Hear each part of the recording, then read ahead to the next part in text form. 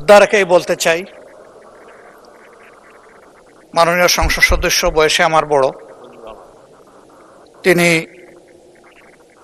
মুক্তিযুদ্ধে তার অবদান সবকিছুই বলেছেন, কিন্তু নিজের অবদান বলতে গিয়ে আরেকজনের অবদানের উপরে হাতুড়ি পিটানোর অধিকার কাউকে দেওয়া হয়।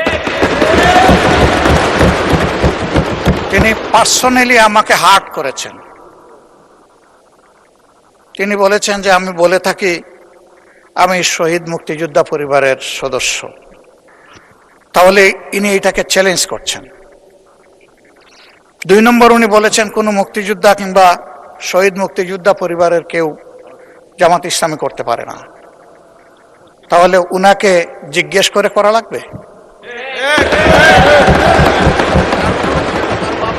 এটি আমার নাগরিক অধিকার।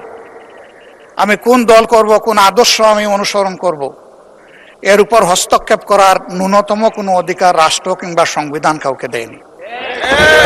আমি এটার তীব্র নিন্দা জানাই।